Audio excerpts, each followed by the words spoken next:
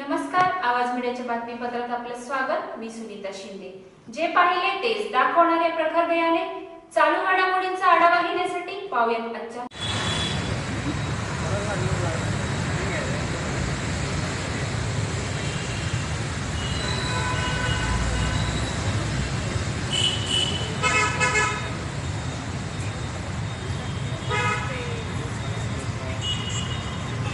आम्ही विनायक नगर दुसरी गल्लीमधील नागरिक आहोत।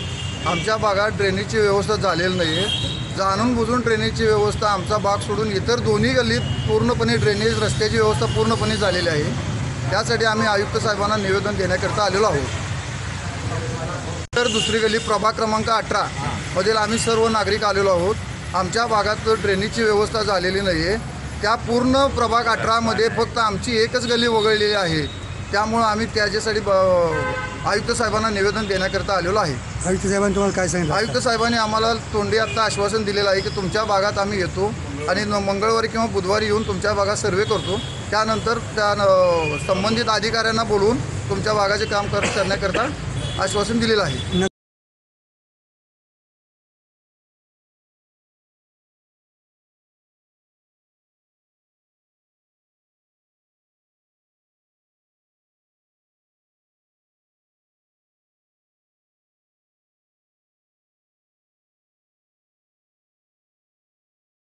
आमचा ड्रेनेजचा विषय झाल्यानंतर मग ह्याच्या घुसायचे। आम्ही राहणार सगळे विनायक नगर दुसरी गल्ली 100 फुटी रोड वीज बोर्डाच्या मागे। असं सांगतो की सगळे इथं मोकळा प्लॉट आहे आणि त्या मोकळ्या प्लॉटमध्ये सगळं पूर्ण गल्लीचं पाणी जात आहे आणि ते पाणीमुळे साठल्यामुळे सगळं घाण झालेली आहे। सगळे डास आहे, ते डुकरं वगैरे सगळे वर्दळ आहे आणि इथं गल्लीत सगळ्यांना डेंग्यू मलेरियासारखे आजार झालेले आहेत। ह्याचा रिपोर्ट आम्ही नगरपालिकेला दिलेला आहे, तरीसुद्धा काही कारवाई केलेली नाही।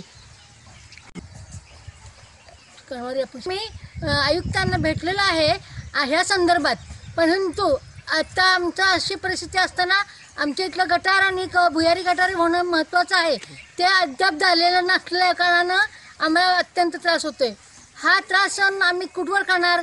आम्ही आता 1-2 दिवसात प्रकरण नाही मिटलं तर बुधवारी आम्ही तिथं उपोषण करण्याला तयार आहोत।